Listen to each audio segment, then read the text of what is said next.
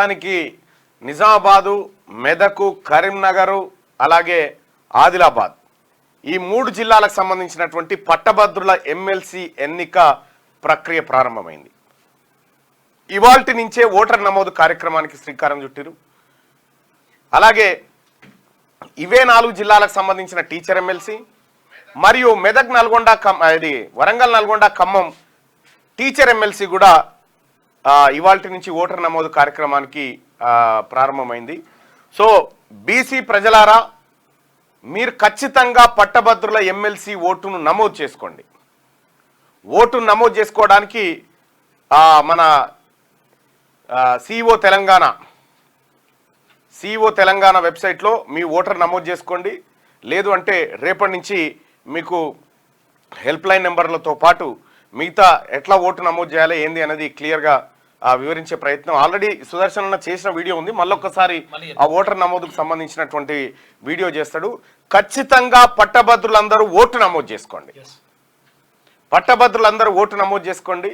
ఇప్పుడు ఆదిలాబాద్, కరీంనగర్, నిజామాబాద్, మెదక్ ఈ నియోజకవర్గం పట్టభద్రుల ఎమ్మెల్సీకి సంబంధించి జీవన్ రెడ్డి గారు, ఎవరైతే జీవన్ రెడ్డి గారు ఉన్నారో జీవన్ రెడ్డి గారు ఆయన క్లియర్గా 6 ఏళ్ల పాటు పనిచేసి 6 ఏళ్ల పాటు ఎమ్మెల్సీగా ఉన్నాడు. ప్రస్తుతం ఆయన పదవీ కాలం అయిపోతా ఉంది. అటు కూర రఘోత్తం రెడ్డి ఆయన టీచర్ ఎమ్మెల్సీ పదవి కూడా అయిపోతా ఉంది. ఇటేమో నర్సిరెడ్డి గారు, ఈ నర్సిరెడ్డి గారి ఎమ్మెల్సీ పదవి కూడా అయిపోతా ఉంది. కొత్త ఓటర్ నమోదు ప్రక్రియ ప్రారంభమవుతా ఉంది. సో మెజారిటీగా మీరందరూ కూడా ఓట్లు నమోదు చేసుకోవాలి. ఓట్లు నమోదు కార్యక్రమే చాలా కీలకం. ఎట్లా చేయాలి ఏం కథ అనేది మళ్ళీ మీకు పూర్తి వివరాలు చెప్తాం. ముఖ్యంగా ఆదిలాబాద్, కరీంనగర్, నిజామాబాద్, మెదక్లో ఉన్నటువంటి ఉమ్మడి జిల్లాల్లో ఉన్నటువంటి పట్టభద్రులారా, ఓటు నమోదు కార్యక్రమం చాలా ఇంపార్టెంట్, అది చేసుకోండి. అలాగే టీచర్లకు సంబంధించి టీచర్ ఎమ్మెల్సీ కూడా వచ్చేసింది కాబట్టి టీచర్ల ఎమ్మెల్సీల కూడా నమోదు కార్యక్రమం ఉంటుంది. ఇది ఇక్కడ మనకు దానికి సంబంధించినటువంటి వివరాలు ఉండే ఏడుందని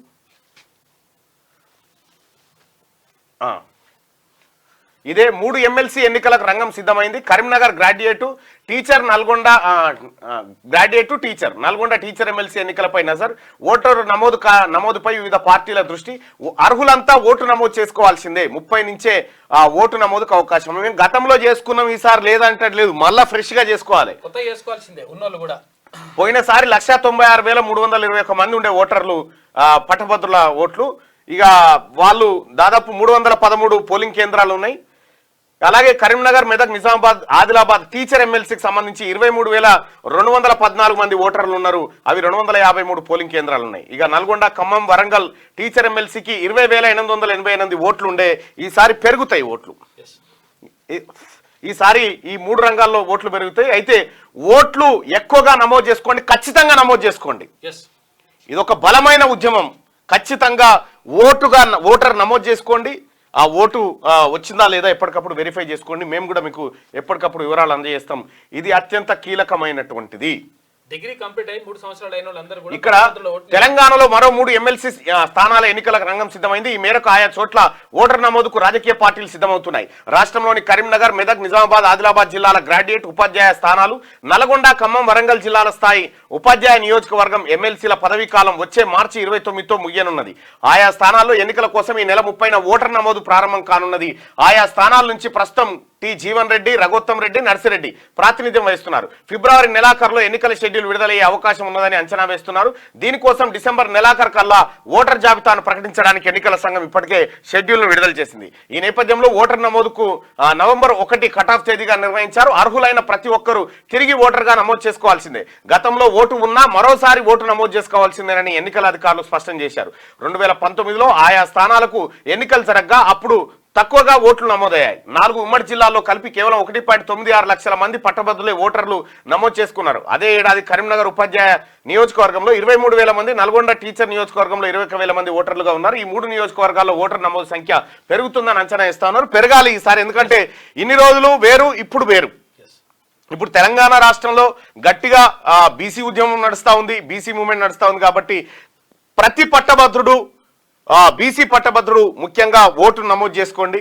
ఎందుకంటే అత్యంత కీలకమైనటువంటి ఎన్నికలు ఇవి. అత్యంత కీలకమైనటువంటి ఎన్నికలు. ఇక కాంగ్రెస్ పార్టీలో నేను పెద్దలు జీవన్ రెడ్డి గారిని అడిగినా, అన్న మీరు మళ్ళీ ఏమైనా పోటీ చేసే అవకాశం ఉందా అని అంటే, నాకు ఇంట్రెస్ట్ లేదే, నేను చేయనే అని అన్నాడు. మరి చేస్తాడా లేదా అనేది తెలియదు.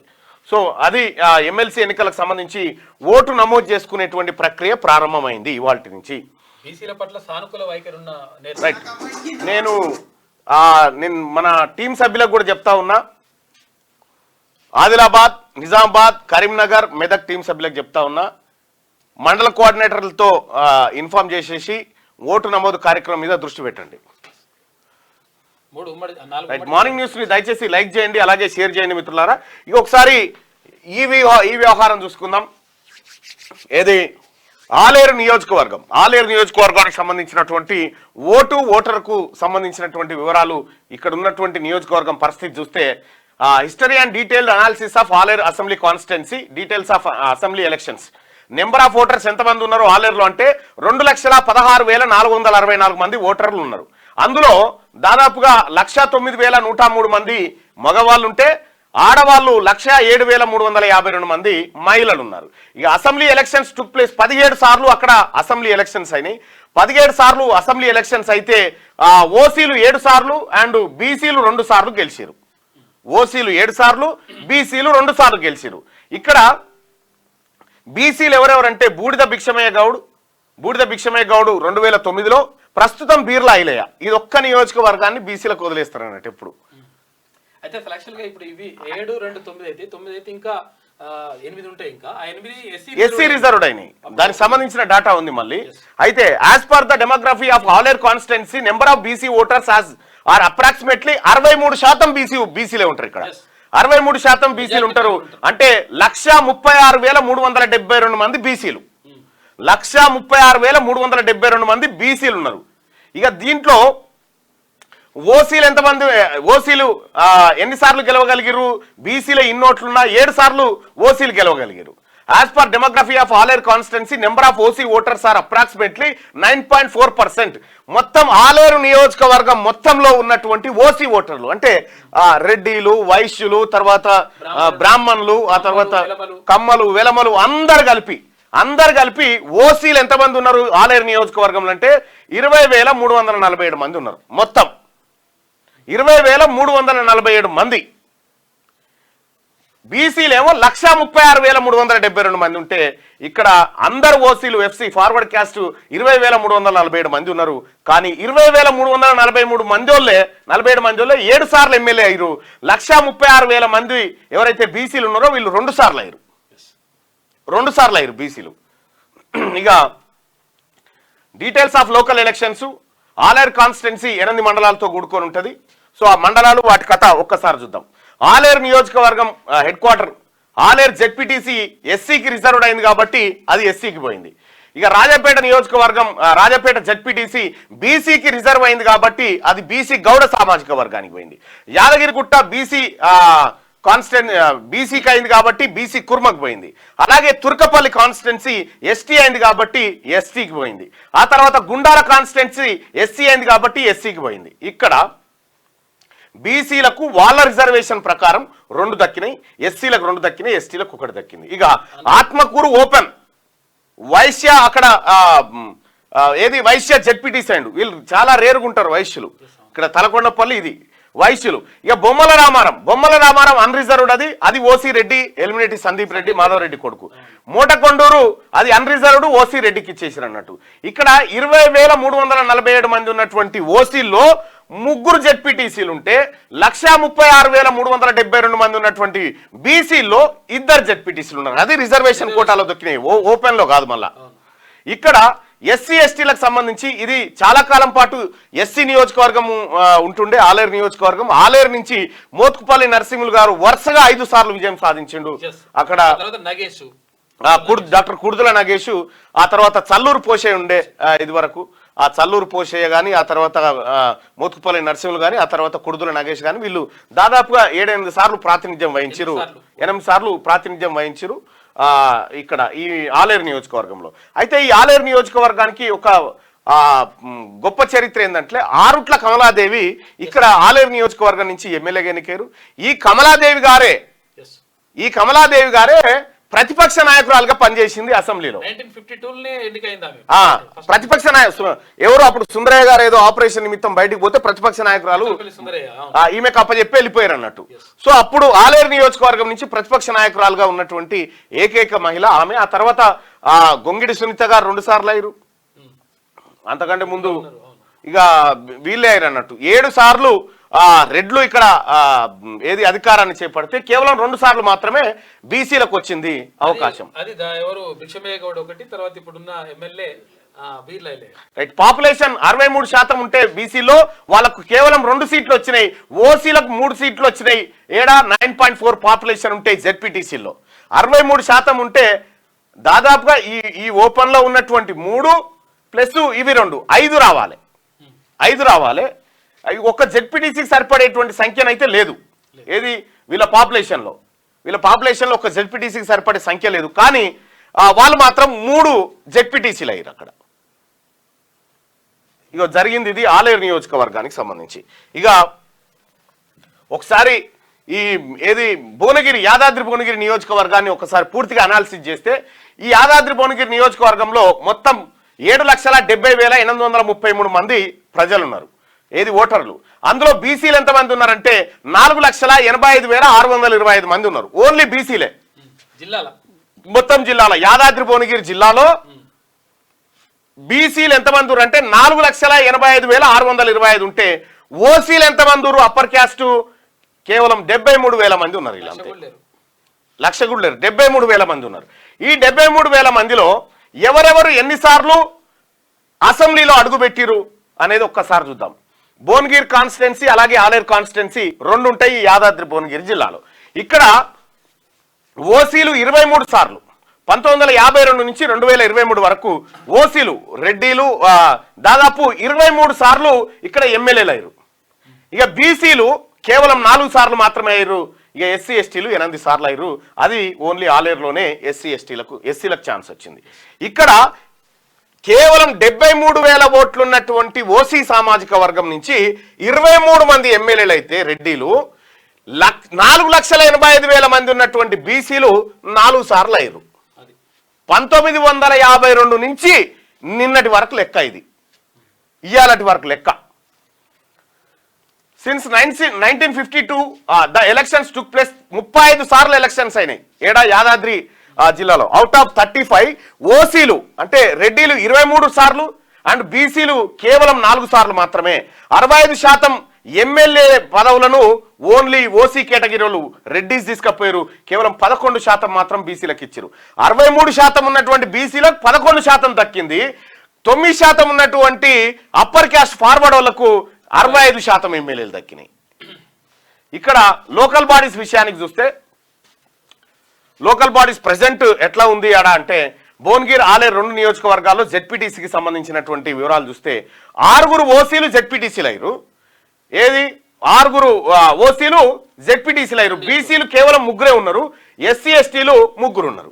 ఇక్కడ విషయం ఏంటంటే 9.4% ఉన్నటువంటి అప్పర్ క్యాస్ట్ కి 63% జెడ్పీటీసీ టికెట్లు వచ్చినాయి.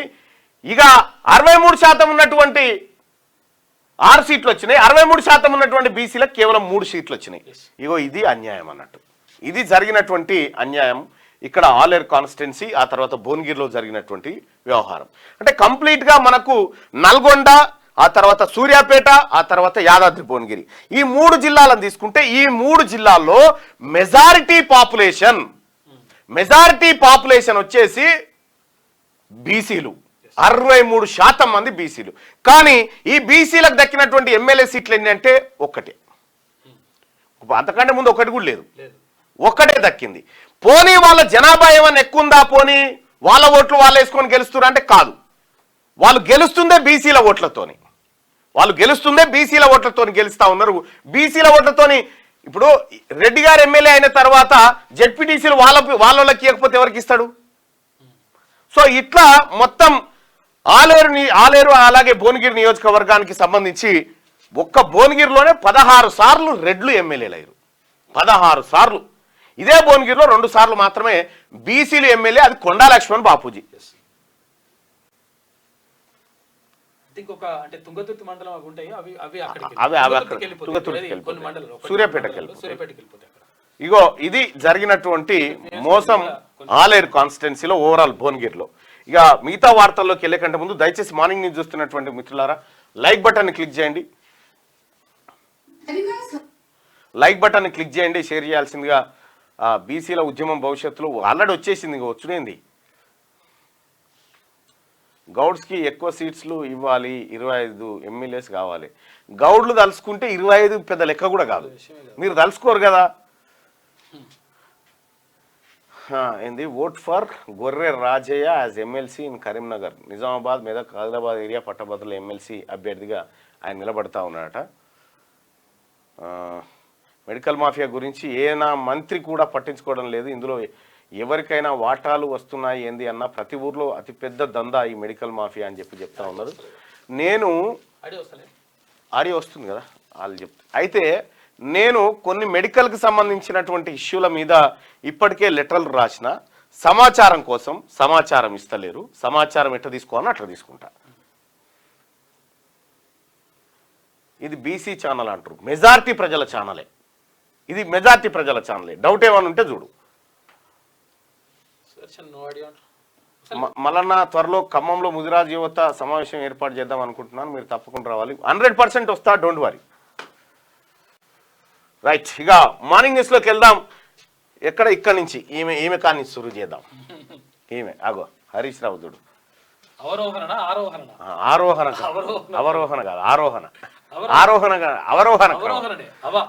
అవరోహణ.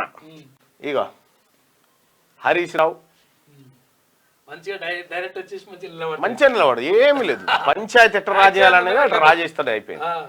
హైదరాబాద్ బండ చెరువు సమీపంలో కాలనీవాసులతో మాట్లాడుతున్న ఎమ్మెల్యే మర్రి రాజశేఖర్ రెడ్డి. నిన్న ఆయన TV9 తోటో దీంతో మాట్లాడుతూ ఉండే. ఎవరు? హరీష్ రావు గారు. క్లోజ్ చేయాలి, నీకు పంపించిందా లింకు? TV9 తోని హరీష్ రావు గారు మాట్లాడుకుంటా ఏమంటాడంటే, ఈ ప్రజల కోసం ఈ ప్రజల కోసం మేము ప్రాణాలు ఇస్తాం మా ఎమ్మెల్యేలు అంటాడు. ఓకే, ఈ ప్రజల కోసమే కదా ప్రాణాలు ఇచ్చేది. ఫస్ట్ గన్మెన్లను తీసేది, ఫస్ట్ మీ గన్మెన్లను తీసేది కదా చాలు. ప్రాణాలు ఇచ్చుడు తర్వాత. ఫస్ట్ మీరు గన్మెన్లను తీసేసి మీరు ప్రజాక్షేత్రంలోకి రారిగా, ఆ పని మొదలు పెట్టరు. ఏమైంది? కరెంట్ పోయిందా? అయ్యో, తక్కువ కరెంటు పోయింది చూడ్రు. ఇవి ఇట్లా జరుగుతూ ఉంది. ఈ విద్యుత్ అధికారులకు కూడా నేను పదే చెప్పిన, ఇది ప్రభుత్వం పరువు తీసే కార్యక్రమం. ఇది ఎన్నిసార్లు చెప్పినా మీరు మారతలేరు. కరెక్ట్గా మార్నింగ్ న్యూస్ టైంకే కరెంటు బాయా చూసే జనం అంతా ఏమనుకుంటారు ఇప్పుడు? చూడు మళ్ళా నువ్వు వాడుతుంది, నీ దాంట్లోనే కరెంట్ లేదు, నీ స్టూడియోలోనే అని చెప్పాను అంటారు. సరే, ఇవంటే ఈ లైట్లతో వస్తున్నాయి అనుకో, ఇన్వర్టర్తోని. ఇక హరీష్ రావు గారు మీరు ఏదైతే ఇది చెప్తా ఉన్నారో ప్రజల కోసం ప్రాణాలు, ఈ డైలాగులు వద్దు సార్. డైలాగులు వద్దేమనంటే పని చూపెట్టు. ఒక పని చేయి. మీరు వీరులు సూరులు కాబట్టి ఇప్పుడు ఎవరైతే ప్రజలు ఆడ కొట్లాడుతూ ఉన్నారో ఇవన్నీ సెట్ చేయి. ఎవరైతే ప్రజలు భరత్ ఎవరైతే ఈ ప్రజల కోసం ప్రజలు కొట్లాడుతున్నారు కదా, ఇప్పుడు ఏదో గల్లీల పొంట అక్కడ ఇక్కడ, ఓ పని చేయి. అమ్మ మీరు రెస్ట్ తీసుకొని మేము పోయి కొట్లాడతామని పోరు. మీరు ఆడికి మీరు రెస్ట్ తీసుకొని మీ తరఫున మేము కొట్లాడతాం, మా ఈపులు వలిగినా సరే అని గన్మెన్లను ఫస్ట్ ఆడ సరెండర్ చేసి ఆ తర్వాత మీరు మెల్లగా రండి వస్తే అప్పుడు ఎస్ వీళ్ళు నిజంగా ప్రజల కోసం ప్రాణాలు ఇచ్చేటోళ్ళే అని చెప్పి నిర్ధారణ అవుతుంది. మీరు ప్రజల కోసం ప్రాణాలు ఇస్తారా? ప్రజల ప్రాణాలు తీసిన చరిత్ర మీది కదా హరీష్ రావు గారు. ప్రజల కోసం ప్రాణాలు ఇచ్చేటువంటి మనుషులు గిట్లుండరు సార్. ప్రజల కోసం ప్రాణాలు ఇచ్చేటువంటి మంత్రులు, ఎమ్మెల్యేలు వాళ్ళు వేరే తరీకాలో ఉంటారు. ఇక్కడ ప్రాణాలు ఇస్తామని చెప్తే ఎవరు నమ్మాలి? ఏం కథ? ఇంకా ఎంతమంది ప్రాణాలు తీసేది ఉన్నదో ఇంకా మీరు ఒక్క అగ్గిపెట్టే దొరకలేదన్న సాక్తో 1200 మందిని చంపిన పాపాత్ములు మీరు ప్రజల కోసం ప్రాణాలు ఇస్తారంటే ఇక చెవుల గుమ్మడి పూలు పెట్టుకొని తిరగాలి. ప్రాణాలు తీసే బ్యాచ్. పిచ్చోడి చేతిలో రాయిలా కాంగ్రెస్ పాలన ఉందట. నిజంగా కాంగ్రెస్ పార్టీ పిచ్చోడి చేతుల్లోనే ఉంటే ఈ పాటికి మీ ఈపులన్నీ వలుగుతుండే, ఈ పాటికే వలిగేది ఉండే ఈపులన్నీ. పేదల బతుకులు ఆగం చేసి సుందరీకరణ రియల్ ఎస్టేట్ బ్రోకర్లా పనిచేస్తున్న సీఎంకు బుద్ధి చెప్తామని చెప్పి హరీష్ రావు అంటా ఉన్నాడు. ఫస్ట్ మీ మామకా నుంచి చెప్పుకరా ఆ పని. మీ మామకు మీ బామ్మాడిది కూడా ఒకటే ఏం చెప్పినావు రాయాలా మూసి మాటలు చెప్పినావు. ఇవాళ మనం ఏమనుకుంటే అయిపోయిందని చెప్పు. ఈ డ్రామా బంద్ చేయరా ఇక హరీష్ రావు గారు? ఈ యాక్టింగ్, ఈ డ్రామా, ఈ నటన ఓ పని చేయి. మీ పార్టీ అధికారంలో ఉన్నప్పుడు వెలమల రాజ్యమే కదా, ఓ పని చేయి. మీ వాళ్ళందరినీ తీసుకొచ్చి ఆడ కూర్చుండబెట్టి మా వాళ్ళందరినీ మీ ఇళ్ళలో కూర్చుండబెట్టి నిమ్మలంగా కొట్లాడిపోరు ఈసారి మీరు యుద్ధానికి. అంటే మీ అధికారం పోతే మళ్ళీ మీకు అధికారం కోసం, మీకు సానుభూతి కోసం వీళ్ళంతా కొట్లాడాలి మీకోసం. తెలంగాణ కాకపోతే వచ్చినట్ట మీకొస్తే మూసి అభివృద్ధి ముసుగులో రియల్ ఎస్టేట్ దందనట. రియల్ ఎస్టేట్ దందనేనా అది? రియల్ ఎస్టేట్ దంద చేసింది నువ్వు, మీ మామ, మీ బామ్మర్ది, మీ మరదలు. గవర్నమెంట్ భూములని డైరెక్ట్ గవర్నమెంట్ భూములను అర్రాసి పెట్టి అమ్మిన బ్రోకర్ దంద చేసింది మీరు. పేదల కళ్ళల్లో రక్తం చూస్తున్న రేవంత్ సర్కార్ అట. ఈయన కనిపించింది పేదల కళ్ళల్లో రక్తం కనిపించి చూసిండట. పేదల రక్తం ఎందుకు సార్? నీ రక్తం దారపోయాడా? వీళ్ళు ఈ గవర్నమెంట్ ని అధికారులకు కూడా చెప్తా ఉన్నా, వీళ్ళు బాగా ఇంట్రెస్ట్ మీద ఉన్నారు, వీళ్ళని తీసుకురారు ముందు వరుసలకు. వీళ్ళు ఇళ్ళలో జాగుంటే కూడా తీసుకొచ్చి ఆడ నిలబెట్టు మూసికాడ. కాంగ్రెస్ చెయ్యి గుర్తు తీసేసి బుల్డోజర్ పెట్టుకోండి అని చెప్పి చెప్తా ఉన్నాడు. మరి మన మామదేం పెట్టాను? మన మామ ఏం గుర్తు పెడితే బాగుంటది కామెంట్లలో చెప్పురి. మనం ఎందుకు అనాలి వాళ్ళు చెప్పరా? ఏ గుర్తు పెడితే బాగుంటది? ఇప్పుడు కాంగ్రెస్ అంటే చెయ్యి గుర్తు తీసేసి బుల్డోజర్ గుర్తు పెట్టానట. హరీష్ రావు గారు మరి మీ పార్టీది ఏ గుర్తు పెట్టానో పబ్లిక్ అడిగితే చెప్తారు. వాళ్ళే చెప్తారు. ఏం చెప్తారు? మళ్ళా ముందు రంగారెడ్డి, సంగారెడ్డి, కామారెడ్డి జిల్లాల పేర్లు మార్చండి అని చెప్తున్నాడు. వస్తుంది, అన్ని మార్చే రోజు వస్తుంది. ఫస్ట్ కేసీఆర్ బయటకు రావాలని విజయేందర్ డిమాండ్ చేస్తుండు. ఏం గుర్తు పెట్టుకోవాలంటారు చూడు. క్వార్టర్ గుర్తు, 90 గుర్తు, విస్కీ గుర్తు. మేమైతే అంటలేం కానీ పబ్లికే అంటారు. ముక్కు గుర్తు. ముక్కు ఎక్కడ గుర్తు? ఏమైంది అన్న? నా బిడ్డ 6 నెలల జ్వరం వచ్చి ఖమ్మం అంకుర హాస్పిటల్కి పోతే 3 రోజులు ఉంచుకొని చివరికి హైదరాబాద్ తీసుకుపోయింది అని చెప్పి సూర్యాపేట దగ్గరలో అంబులెన్స్లోనే ప్రాణం విడిచింది అన్న ఈ మాఫియా వాళ్ళు. ఈ అంకుర హాస్పిటల్ ఏదైతే ఉందో ఇది ఒక పెద్ద మాఫియా. ఇది నేను మొత్తుకొని చెప్తా ఉన్నా.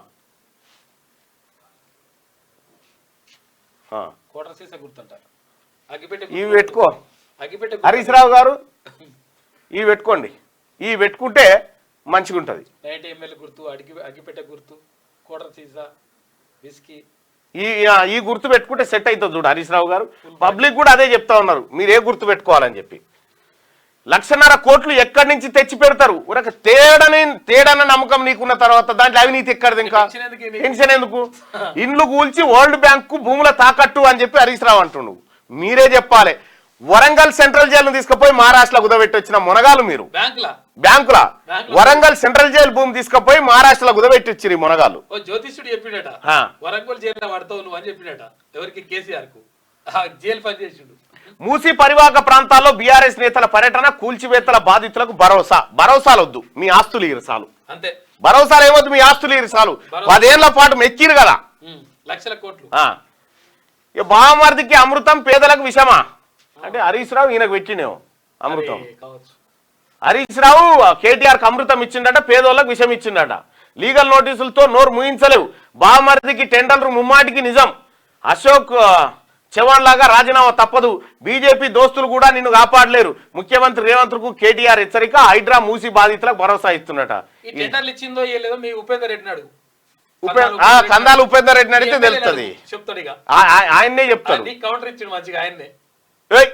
నువ్వు ఏం మాట్లాడుతున్నావు అని చెప్పి నీ పార్టీ తిట్టింది నిన్ను. ఆయనకే సంబంధం అని చెప్పాడు. ఇక బావమరిదికి అమృతం అట, వీళ్ళు ఈ పేదలకు విషం ఇచ్చిరట. వీళ్ళ పరిపాలన మొత్తం మనకు అమృతమే దాపించినట్టుగా. అక్రమ నిర్మాణాలపైకి బుల్డోజర్లు వెళ్తే తప్ప, అక్రమ నిర్మాణాలపైకి బుల్డోజర్లు పోతే తప్పేంది? అక్రమ నిర్మాణం అయితే పోవుడు తప్పు, సక్రమ నిర్మాణానికి పోతే మాత్రం తప్పది. అక్రమ నిర్మాణాలకు పోవడం కరెక్టే. పేదలకు సంబంధించి వచ్చినప్పుడు కొంచెం అది కూడా చేస్తా అని చెప్పారు వాళ్ళకి. అయితే ఇది జన్వాడ ఫామ్ హౌస్ దాకా కూడా పోవాలి చూడు. జన్వాడ ఫామ్ హౌస్ కు, హరీష్ రావు అజీజ్ నగర్ ఫామ్ హౌస్ కు, అది కూడా FTL బఫర్ జోన్ లోనే ఉంటది. అజీజ్ నగర్ కాడ ఉన్న ఫామ్ హౌస్ మంచిగా గుర్రాలు, స్విమ్మింగ్ పూల్ అన్ని ఉంటాయి అందులో. ఇక తర్వాత ఇదే బుల్డోజర్ వెళ్తే తప్ప అంటారు. ఈ బుల్డోజర్ అందులోకి కూడా పోవాలి. ఎర్రవల్లి ఫామ్ హౌస్ లకు పోతే అందులో కూడా చెరువులు, కుంటలు అన్ని నాశనం అయిపోయినాయి. వాటిని కూడా సరి చేయాలి. మెట్రో వంకర టింకర పోతుందట. మళ్ళీ మారిన రెండో దశ అలైన్మెంట్. పట్టా లెక్కకు ముందుకే మారిన మెట్రో 2 లెక్కలు, మెట్రో 2 లెక్కలు. 70 నుంచి 116.2 కిలోమీటర్లకు ప్రతిపాదనలు. జనమే లేని 4th సిటీ వైపు రూటు మళ్లింపు. కేంద్ర రాష్ట్ర భాగస్వామ్యంతో నిర్మాణం. 32,237 కోట్లకు పెరిగిన అంచనా వ్యయం. ఒకవైపు నుంచే ఎయిర్పోర్ట్లోకి ఎంట్రీ. ఇప్పటి వరకు రెండో దశలో మెట్రో కారిడార్లు ప్రతిపాదించినప్పుడు 2 మార్గాల్లో మెట్రో కారిడార్ను ఎయిర్పోర్ట్కు టెర్మినల్ వరకు వెళ్లేలా ప్రతిపాదించారు. ఇందులో ఒక నాగోల్ నుంచి, ఎల్బీ నగర్ నుంచి, చంద్రాయనగుట్ట, మైలార్దేవపల్లి, జల్పల్లి, P7 రోడ్ మీదుగా విమానాశ్రయం లోపలికి. అదేవిధంగా ఆరాంఘర్, కొత్త హైకోర్టు, శంషాబాద్ మీదుగా ఎయిర్పోర్ట్ లోపలికి ప్రతిపాదించారు. ఇదిలా ఉండగా మళ్ళీ మార్పులు చేసి నాగోల్ నుంచి ఇన్నర్ రింగ్ రోడ్ మీదుగా ఆరాంఘర్, శంషాబాద్ మీదుగా ఎయిర్పోర్ట్ లోపలికి మెట్రో మార్గాన్ని తాజాగా ప్రతిపాదించామని మెట్రో ఎండీ NVS రెడ్డి ప్రకటించారు. మనం అర్థం చేసుకోవాలి. ఎందుకంటే ఫస్ట్ మెట్రోనేమో ఇప్పుడు కేటీ రామారావు ఈ బ్యాచ్ కబ్జా పెట్టిన భూముల పక్కపండి పోయేది ఉండే, అట్లా పోతలేదు. ఇప్పుడు ఎంత అన్యాయము. మరి మేము దీన్ని ఆశపడి కొంచెం అని వాళ్ళ బాధ. మాఫీ మరిచిన సర్కారట. క్రాఫ్ లోన్ ఫ్యామిలీ గ్రూపింగ్ పూర్తి. 4.25 లక్షల కుటుంబాల ఎదురుచూపులు. ఇంకా మిగిలిన 30 రకాల సమస్యలు. 2 లక్షలకు పైగా రుణాలపై తేల్చని ప్రభుత్వం. సర్వేలపై అధికారులు, బ్యాంకర్లకు అస్పష్టత. పంట రుణాలపై వీడని అయోమయం వీడతలేదట. మా లెక్క చేయకనని నూకోకపోతే అని చెప్తున్నారు అన్నట్టు. వాళ్ళ అయోమయం. మీ అయోమయంలో ఉన్నది రైతులు కాదు, కేసీఆర్ అండ్ BRS పార్టీ నాయకులు. ఇక రుణమాఫీ తర్వాతే రైతు భరోసా. మంత్రి తుమ్మల స్పష్టీకరణ. మాఫీ పూర్తిపై స్పష్టత కరువు. మరో వారంలో వరి కోతలు, ఊసేలేని రైతు భరోసా అని చెప్తా ఉన్నాడు. లేకపోతే మీరు ఇంట్లో వండుర్రి. 18,000 కోట్ల రూపాయలు ఏక మొత్తంలో మాఫీ చేసింది కాంగ్రెస్ పార్టీ ప్రభుత్వం. మీరు షిఫ్టుల సిద్ధే పద్ధతిలో 20,000 కోనాడు, 10,000 కోనాడు. ఎన్నికలు అయిపోగానే మళ్ళా ఎగనామం పెట్టి 2018 ఏపీ 2023 వేసిరు. 5 ఏళ్ళు అయినాక మీరు అది ₹1,00,000. మంత్రి ఉత్తమ్ కు పితృవియోగం. అనారోగ్యంతో తుది శ్వాస విడిచిన పురుషోత్తం రెడ్డి భౌతికాయానికి ప్రముఖుల నివాళి. ఉత్తమ్ కుమార్ రెడ్డి గారి తండ్రి చనిపోయినట. ఇక ఒకే హాల్ టికెట్ తో 7 పరీక్షలు. రోజుకో కొత్త హాల్ టికెట్ తో వెళ్తే అనుమతించరు. అక్టోబర్ 21 నుంచి 27 వరకు గ్రూప్ 1 మెయిన్స్ అట. ఒకటే హాల్ టికెట్ తోట. ఇక పొంగులేటి డాటాపై విశ్లేషణ. 5 రకాల ఆర్థిక నేరాలపై లోతైన ఈడీ పరిశీలన. 2 రోజుల సోదాల్లో కీలక డాక్యుమెంట్లు, పలు దస్త్రాలు, డిజిటల్ సామాగ్రి స్వాధీనం. తనయుడికి క్రిప్టో ఖాతాలు, లావాదేవీలపై దృష్టి పెట్టిరట. ఇక ఈయన హర్యానా ఎన్నికలకు హైదరాబాద్ సొమ్ము తీసుకుపోయి పెడుతుండట. ఈ నమస్తే తెలంగాణ పోయి సందులకేం చూసిందట. 650 కోట్లు తరలించేందుకు రంగం సిద్ధం. ఇప్పటికే హవాలా ద్వారా 100 కోట్లు తరలింపు చేసినట పొంగులేటి శ్రీనివాసరెడ్డి. మరి ఏం లేదు. నమస్తే తెలంగాణ పరిస్థితి ఏంటంటే, ఓ పిల్లగాడు అటు ఇంటి బయటికి పోయిందట. సీతఫల చెట్టు అది ఉంటుంది కదా, ఉంటే దాని మీద ఒకటి పచ్చ పాము ఉంటుంది చూడు. నాగలవాసం ఉంటే ఇట్లా నాగలవాసం ఉంటుంది చూడు. నాగలవాసం ఉంటే నమస్తే తెలంగాణ రిపోర్టర్ చూసిండు దాన్ని, నాగలవాసాన్ని చూసి ఆయన ఏం చేసిండు, వాళ్ళ రీజనల్ ఇన్ఛార్జ్ చెప్పిండు, సార్ ఇక్కడ నాగలవాసం ఉంది, వార్త రాస్తున్నాను, నాగలవాసం అని రాసిండు. రాసిన తర్వాత రీజనల్ ఇన్ఛార్జ్ చేసిండు, ఇంత లావు ఉందని రాసిండు. కాదు, ఇంత లావు ఉంది, నాగులవాసము పసరికను ఏదో ఆ పాము ఇంత లావు ఉందని రాసిండు. అక్కడి నుంచి డిస్టిక్ హెడ్ క్వార్టర్ పోయే వరకల్లా 5 అడుగుల పొడవు, చూడమందం దొడ్డు ఉందని చెప్పి ఆయన రాసిండు. రక్తపింజ అంత దొడ్డు ఉంది నాగులవాసం. ఆడికేని హైదరాబాద్ డెస్క్ రాగానే ఇది ఆనకొండ అని రాసిరు. అనకొండ కొండ శిల్వ మనిషిని మింగేస్తుంది. దాని మీద ఎక్స్క్లూజివ్ స్టోరీ. మళ్ళా ఇగో ఇదే వార్త, ఇదే నమస్తే తెలంగాణలో వార్త. ఈ టిఫిన్ మన ఏది ఏమన్నా ఇడ్లీ బండి కాడ టిఫిన్ కొనుక్కపోతే కవర్ ఉండదు, గా కవర్ లో తీసుకపోతేనే 1000 కోట్ల తరలింపు అని రాసిండు. 1000 కోట్ల తరలింపు అని. ఇక 9 ఏళ్ల బాలికపై లైంగిక దాడి, నిందితుడి ఇంటికి గ్రామస్తుల నిప్పు, సిద్దిపేట జిల్లా గురువన్నపేటలో ఉద్రిక్తత, గ్రామంలో 144 సెక్షన్ అట, పల్లా పరామర్శనట. అయ్యో ఏం దుర్మార్గాలు. ఇగో ఈమె రాస్తుంది ఇట్లా. సరే ఆమెది అట్లా పెడితే ఇక ఇదేంటి బాయ్ వెలుగు రైట్. ఇక వెలుగు దినపత్రికలో ఉన్నటువంటి వార్తలు చూస్తే, మహిళల కోసం మరిన్ని హాస్పిటల్స్, విమెన్ హెల్త్ కేర్ కు కట్టుబడి ఉన్నాం సీఎం రేవంత్ రెడ్డి. మహిళా సాధికారత కోసం కలిసికట్టుగా పనిచేయాలని పిలుపు. గచ్చిబౌలిలో పింక్ పవర్ రన్ 2024 కార్యక్రమానికి హాజరైండు. మహిళల ఆరోగ్య సంరక్షణ సంక్షేమం కోసం మరిన్ని హాస్పిటళ్లను నిర్మించడంతో పాటు ఆరోగ్య సంరక్షణ వ్యవస్థను బలోపేతం చేస్తామని ముఖ్యమంత్రి రేవంత్ రెడ్డి గారు చెప్పడం జరిగింది. అయితే మన బడ్జెట్ కు ఈ హామీలకు ఈ సింక్ అయితే లేదు. బడ్జెట్ అట్లా కేటాయింపులు ఉంటే ఏం కాకపోతుంది. హైడ్రా పరిధి ఓఆర్ఆర్ వరకే, హైడ్రా పరిధి ఔటర్ రింగ్ రోడ్ వరకే అని హైడ్రా కమిషనర్ రంగనాథ్ తెలిపారు. రహదారుల విస్తరణలతో పాటు రాష్ట్ర వ్యాప్తంగా ఎక్కడ కూల్చివేతలు జరిగినా హైడ్రా చేసినట్లు ప్రచారం చేస్తున్నాడని ఖండించండి ఆయన. హైడ్రా ఖాతాలు ఇస్తున్నట్టు మూసి నిర్వాసితులను కన్నబిడ్డల్లా చూసుకుంటాం, పేదలను నిలబెట్టాలన్నదే మా ఉద్దేశం, పడగొట్టాలని కాదు. మంత్రి శ్రీధర్ బాబు. డబుల్ బెడ్రూమ్ ఇళ్లతో పాటు ఉపాధి కల్పిస్తాం, ఎస్హెచ్జి ద్వారా వడ్డీ లేని రుణాలు ఇప్పిస్తాం. హైడ్రా విషయంలో ఎవరైనా ఒక్కటే, సీఎం అన్నకు నోటీసులు ఇచ్చినాం. హైడ్రా మూసి ప్రక్షాళనపై హెల్ప్ డెస్కులు ఏర్పాటు చేస్తాం. అరాచక శక్తులను బీఆర్ఎస్ ప్రోత్సహిస్తున్నది, డబ్బులిచ్చి సీఎం సర్కార్కు వ్యతిరేకంగా మాట్లాడిస్తున్నదని ఫైర్. రేవంత్ రెడ్డిని ప్రభుత్వాన్ని తిడితే 5,000 ఇస్తారట బీఆర్ఎస్ వాళ్ళు ఫోన్లలో మాట్లాడుతారు. మంచిగా ఏడవాలి, గట్టిగా యాక్టింగ్ చేస్తే 5,000 పండాలన్నట. ఇప్పుడు పాపం ఏమైతుందంట ఫ్రాక్చువల్ గా అసలు కొంతమంది అసలు బాధితులను కూడా నమ్మే పరిస్థితి చేసే కార్యక్రమానికి. మూసీ నిర్వాసితులందరినీ రాష్ట్ర ప్రభుత్వం కన్నబిడ్డల్లా కడుపులో పెట్టుకొని చూసుకుంటుందని మంత్రి శ్రీధర్ బాబు తెలిపారు. బాధితులందరికీ ఉపాధి కల్పించేందుకు వివిధ ప్రభుత్వ శాఖలు ప్రయత్నాలు చేస్తున్నాయని వెల్లడించారు. మూసీ ప్రక్షాళన కోసం రివర్ ఫ్రంట్ ఏర్పాటు చేసి హైదరాబాద్ ను విశ్వనగరం చేయాలన్న ఉద్దేశంతోనే చెరువులు మూసీలోని అక్రమాలను తొలగిస్తున్నట్టుగా చెప్పారు. ఆదివారం సిఎల్పిలో విప్ అడ్లూరి లక్ష్మణ్తో కలిసి మంత్రి శ్రీధర్ బాబు మీడియాతో మాట్లాడారు. ప్రజలను రెచ్చగొట్టేందుకు కొందరు అవకాశవాదులు తీవ్రంగా శ్రమిస్తున్నారని బీఆర్ఎస్ ను ఉద్దేశించి వ్యాఖ్యానించారు. రాజకీయ కక్షతో తప్పుడు ప్రచారం చేస్తున్నారని మండిపడ్డారు. మూసీ ప్రక్షాళన చేస్తామని గత ప్రభుత్వం కూడా చెప్పిందని, కానీ చేయలేదని అన్నారు. తమ ప్రభుత్వం ఆ పని చేస్తుంటే బీఆర్ఎస్ ఇప్పుడు అడ్డంకులు సృష్టిస్తుందని ఫైర్ అయ్యారు. పేదలను పడగొట్టాలన్నది కాదు, నిలబెట్టాలన్నదే మా ఉద్దేశం. మూసీ నిర్వాసితులందరికీ డబుల్ బెడ్రూమ్ ఇండ్లు ఇస్తామని సీఎం ఇప్పటికే ప్రకటించారు. దానికో జీవో కూడా వచ్చింది. పేదలను అడ్డం పెట్టుకుని బిల్డర్ల వ్యాపారం, మూసిని సుందరీకరిస్తాం, లేకుంటే విజయవాడ లాంటి పరిస్థితులు వస్తాయని చెప్పేసి బట్టి విక్రమార్క అంటుండు.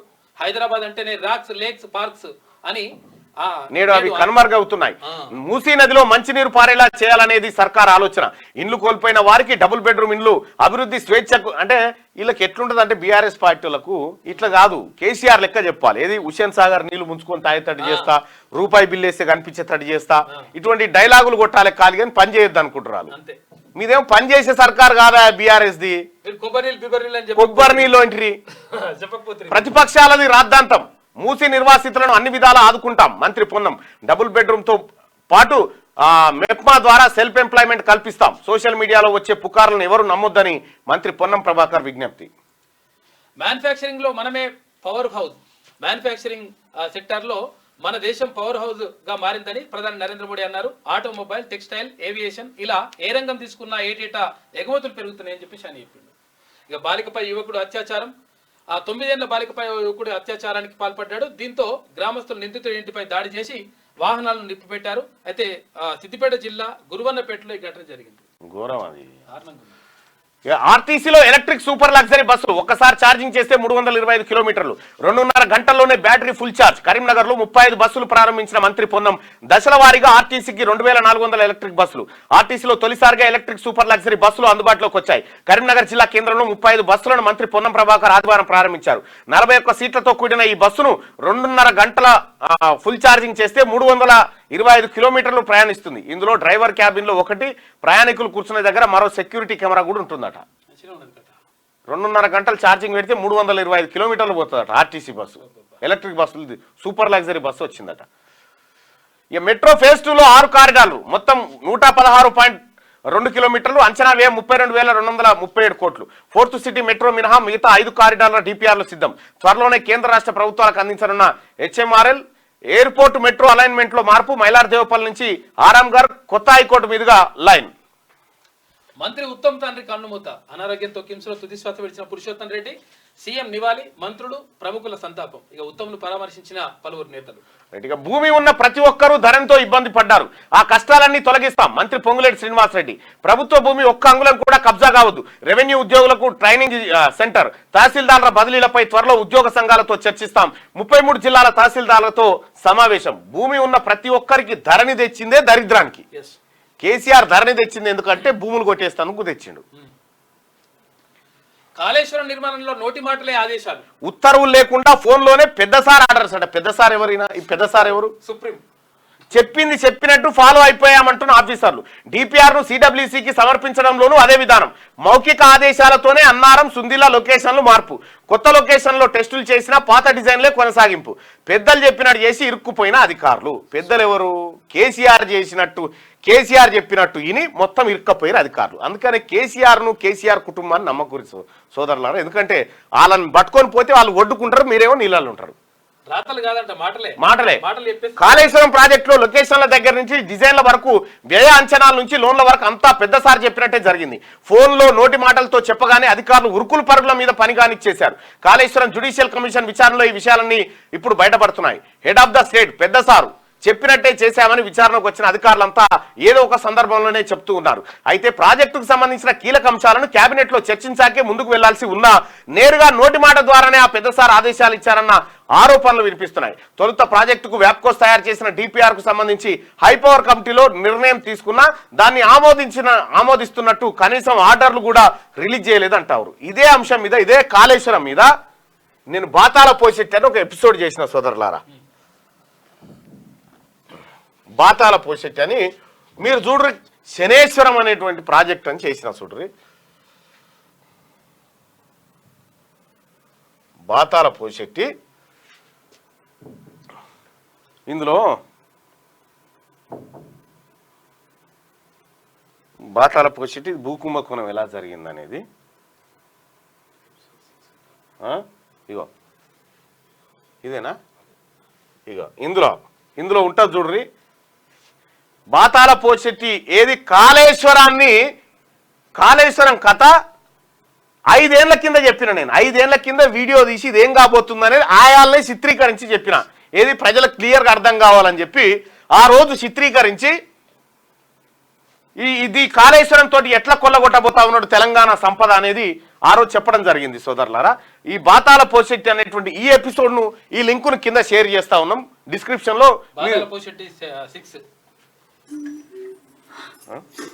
ఇదేగా. ఒక్కసారి ఇది చూడురి.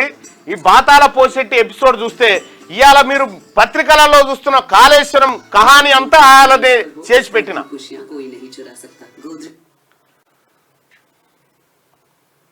ఎన్ని అడ్వర్టైజ్మెంట్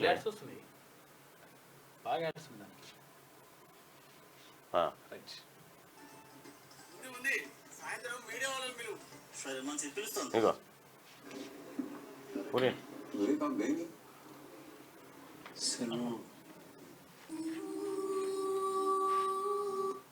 ఇగో శనేశ్వరం ప్రాజెక్టు ఎపిసోడ్ 6 5 ఏళ్ల కింద చేసిన. ఇది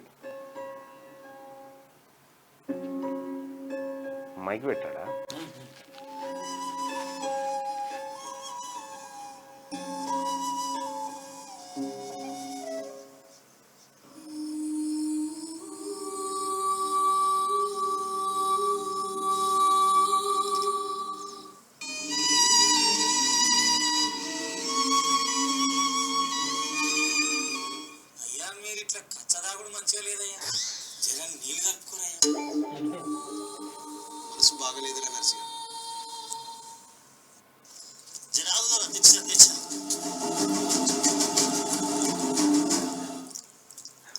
ఏమైంది దూరా? ఓట్ల గెలిచినాక కూడా ఇంకా బాధపడితేనే ఉన్నావు. ఏం చేద్దాంరా, మా సుట్టపోడు కామేశ్వరతాన అప్పు చేస్తుంది వాడు అడగబట్టే. ఏముంది దూరా, చెరువులు తోమిద్దాం, ఊర్లు కట్టిద్దాం, కమిషన్లు తీసుకుందాం. ఏడున్నదిరా, ఇది వరకున్న సర్పంచే అన్ని చేసిపోయాయి. ఇక మనకేడున్నదిరా జాగా. ఖర్చు పెట్టకపోతే కమిషన్లు రావాలి, కమిషన్లు రాకపోతే ఓట్ల ఖర్చు రావాలి.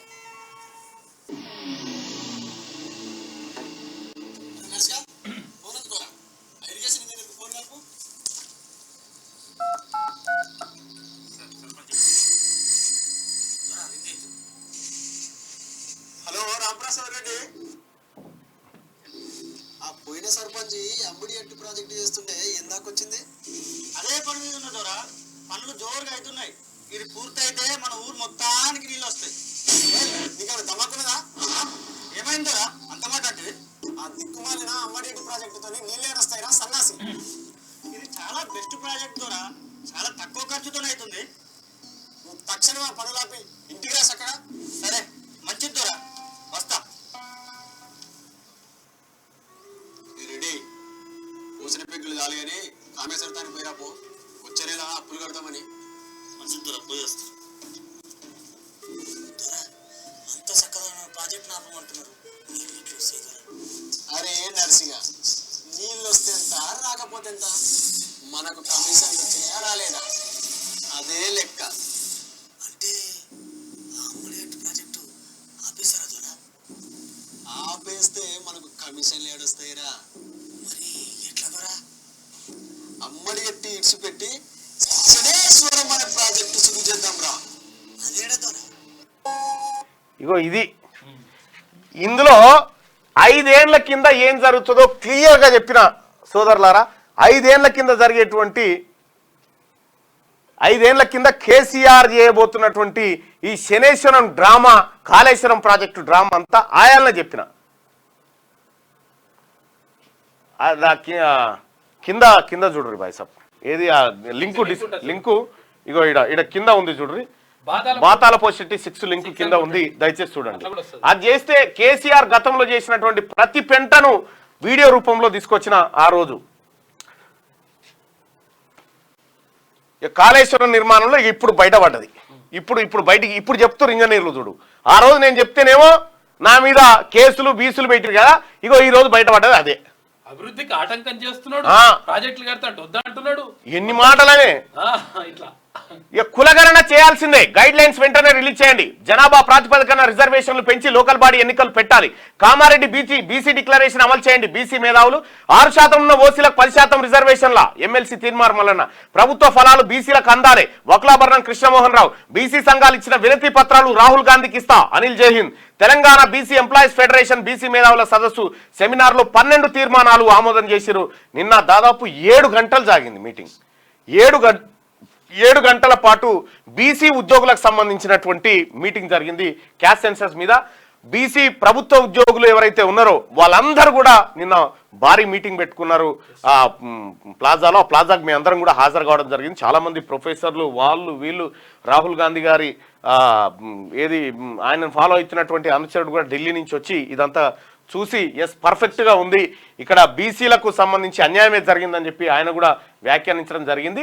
సో ఇట్లా కులగణనకు సంబంధించి గైడ్ లైన్స్ వెంటనే రిలీజ్ చేయాలని చెప్పి దీంతో పాటు ఒక 12 తీర్మానాలు నిన్న ఆమోదించడం జరిగింది ఈ బీసీ ఇంటలెక్చువల్స్ అంతా బీసీ ఉద్యోగులతో కలిసి. అలాగే బీసీ ఉద్యోగస్తులు ఎవరైతే ప్రభుత్వ ఉద్యోగులు ఉన్నారో ముఖ్యంగా నిజామాబాద్, ఆదిలాబాద్, కరీంనగర్, మెదక్ బీసీ ఉద్యోగస్తులారా, పట్టభద్రులారా మీరు ఓటు నమోదు చేసుకోండి. పట్టభద్రుల ఓటు నమోదు చేసుకోండి. అసలైన ఉద్యమం ఆరంభమైంది. అలాగే బీసీ ఉద్యోగులంతా సంఘటితం కావాల్సినటువంటి అవసరం ఉంది. ఆర్టీసీలో ఉన్నటువంటి బీసీ ఉద్యోగులు కానీ, సింగరేణిలో ఉన్నటువంటి బీసీ ఉద్యోగులు కానీ, ఇక జలమండల్లో ఉన్నటువంటి బీసీ ఉద్యోగులు కానీ అందరూ కూడా సంఘటితం కావాల్సిన సమయం ఆసన్నమైంది. విద్యార్థులు అందరూ కూడా, నిరుద్యోగులు. గట్టిగా ఇది వెలుగు దినపత్రిక అయితే ఇక ఒకసారి ఆంధ్రజ్యోతి దినపత్రిక వార్తలను చూద్దాం. ఆంధ్రజ్యోతి భూకంపం సృష్టించి భూస్థాపితం చేసి బాంబుల వర్షం కురిపించి హిజ్బుల్లా చీఫ్ నస్రల్లాను అంతం చేసిన ఇజ్రాయెల్. భూకంపం సృష్టించిన భూకంపం కూడా చేసినాడు వాళ్ళు, టెక్నాలజీ. భూకంపం సృష్టించిరట ఇజ్రాయెల్, భూకంపం సృష్టించి భూస్థాపితం చేసిరట. మరి అమ్మ ఎక్కడి కథ? కరెక్ట్ గా బంగ్లా మార్కు చేసేసిండు భూకంపం ఇట్లా చేసి కథం అయిపోయింది. వేటాడి శత్రువులపై ఇజ్రాయెల్ నిఘా సంస్థ మొసాద్ ప్రత్యేక దృష్టి. అద్భుతమైన నిఘా నెట్వర్క్ తో సమాచార సేకరణ, పక్కా ప్రణాళికతో తప్పించుకునే వీలు లేకుండా దాడి ఇటీవల ఘటనలే నిదర్శనం. రామాయణంలో కబంధుడు అనే ఒక రాక్షసుడి పాత్ర ఉంటుంది. శాపం కారణంగా తలా కాళ్ళు లేని రాక్షస రూపం దాల్చిన ఓ గంధర్వుడు కబంధుడు. కానీ అతడి హస్తాలు ఎంత దూరమైనా సాగుతాయి. వాటితో రకరకాల జంతువుల్ని పట్టుకొని తింటాడు. ఎంత దూరమైనా సాగే ఆ కబంధుడి హస్తాల నుంచి తప్పించుకోవడం ఏ జీవికైనా అసాధ్యం. ఇజ్రాయెల్ నిఘా నెట్వర్క్ కూడా అలాంటిదే. తమ దేశానికి, తమ పౌరులకు, యూదులకు కానీ ఎలాంటి హాని జరిగినా ఇజ్రాయెల్ నెట్వర్క్ రామాయణంలో కబంధుడు అనే రాక్షసుడికి హస్తాలు అంటారు కదా, కబంధ హస్తాల్లోకి వెళ్ళిపోయిందంటారు కదా. కబంధుడు అనేటువంటి రాక్షసుడు ఉంటాడు కదా, అయితే ఆ శాపంతో తలా కాళ్ళు లేకుండా పుచ్చిండట, చేతులు మాత్రం ఇట్లా పెడితే ఎంత దూరమైన అంత అవే కబంధ హస్తాలు అని మనం అంటా ఉంటారు కదా. ఇగో సేమ్ ఇజ్రాయెల్ పరిస్థితి కూడా గదే, వాళ్ళ ఇజ్రాయెల్ చేతులు ఏడికంటే అడిగి సాగుతాయి. ఏమంటే చేస్తారు వాడు అట్లా. ఇజ్రాయెల్ దాడికి ముందు నస్రల్లా దాగింది ఇక్కడే. అత్యంత ఖచ్చితత్వంతో చేసిన దాడి తర్వాత విధ్వంసం తీవ్రత ఇగో ఇలా ఉంది. హిజ్బుల్లాకు మరో దెబ్బ, ఇజ్రాయెల్ దాడిలో కమాండర్ కౌక్ మృతి, నస్రల్లా గుట్టు చెప్పింది ఇరాన్ గూఢచారేనట. బంకర్ పై దాడిలో మృతుల సంఖ్య 20కి, హిజ్బుల్లా కొత్త చీఫ్ గా షమీం సఫీద్దీన్. బీరుట్ పై కొనసాగుతున్న దాడులు, మరో 33 మంది ఉగ్రవాదులు మృతి. సిరియాపై అమెరికా దాడులు, 37 మంది ఉగ్రవాదులు హతమైపోయారట. భీకర యుద్ధాలు జరుగుతూ ఉన్నాయి అక్కడ. భూకంపం సృష్టించిరంటే చూడరు అది. ఇక వాళ్ళు మొన్న ఏది పేజర్లు వేల్చేసిరి, వాకీ టాకీలు వేల్చేసిరి. ఇక హైడ్రా ఆచితూచి, హైదరాబాద్ లో కూల్చివేతలకు 2-3 వారాల తాత్కాలిక విరామం, నిరసనలు, హైకోర్టు జోక్యంతో ఉన్నతాదేశాలు. ఈ సమయంలో ఫిర్యాదులపై క్షేత్రస్థాయి పరిశీలన. ఇక ముందు నివాసాల కూల్చివేతలపై జాగ్రత్తలు, న్యాయ సలహా తీసుకున్నాకే ముందుకు. పేదలను నిలబెట్టడమే మా ఉద్దేశం, మూసీలో నిర్వాసితులందరికీ న్యాయం చేస్తాం. మీరేమో పేదలను నిలబెట్టాలి అని మీరు చూస్తావురు, బీఆర్ఎస్ ఏమో పేదోళ్ళను ముంగట నిలబెట్టి కొట్లాడిపియాలని వాళ్ళు చూస్తావురు. దీనిపై మాట్లాడే హక్కు బీఆర్ఎస్ కు లేదు. మల్లన్న సాగర్ లో వారు ఏం చేశారని చెప్పి శ్రీధర్ బాబు అవన్నీ చూపిమంటే మల్లన్న సాగర్ లో. శబాష్ తెలంగాణ, మొక్కలు నాటడంలో రాష్ట్ర ప్రజల చొరవ అభినందనీయం. ఏక్ పేడ్ మాకే నామ్ లక్ష్యాన్ని మించారు. ఇక మన్ కీ బాత్ లో ప్రధాని అభినందనలు. 4 ఏళ్లుగా ప్రతిరోజు మొక్క నాటిన కేఎన్ రాజశేఖర్ పై ప్రధాని ప్రశంసలు. 10 ఏళ్ల మన్ కీ బాత్ పై మోదీ భావోద్వేగం వ్యక్తం చేసిండట. మోడీ గారి మన్ కీ బాత్ ప్రజలందరికీ వినిపించిండు. అయితే శబాష్ తెలంగాణ అని తెలంగాణను పొగిడిండు. మొత్తం తెలంగాణ రాష్ట్రంలో 2014 నుంచి మొన్న కేసీఆర్ దిగిపోయేదాకా ఎక్కువ చెట్లు నరికిన రాష్ట్రం తెలంగాణనే. ఎక్కువ చెట్లు నరికిన రాష్ట్రం. ఈయన ఉత్తమాట కాదు నేను చెప్పేది, నీకు ఆధారం కూడా ఉంటుంది.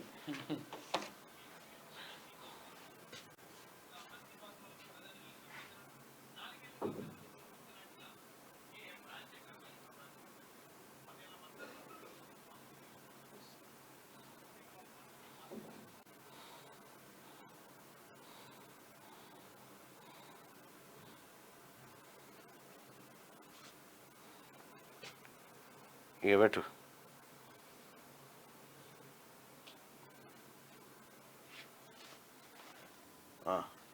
ఈ హిందూ పత్రిక కథనం, Telangana tops the countries deforestation by permitting axing of over 12 లక్షల చెట్లు కొట్టిరట. టాప్ తెలంగాణనే టాపు చెట్లు కొట్టింది దాంట్లో.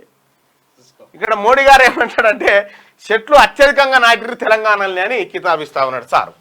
ఇది హిందూ కథనం ఇది. ఇటు మహా మెట్రో 116 కిలోమీటర్లు 32,000 కోట్లు. మెట్రో 2వ దశ విస్తరణ డిపిఆర్ లో లెక్కలు ఖరారు చేసిండ్రు. నాగోల్ ఎయిర్పోర్టు అలైన్మెంట్ లో స్వల్ప మార్పులు. చాంద్రాయన్ గుట్ట న్యూ హైకోర్టు మీదుగా కొత్త మార్గం అంట.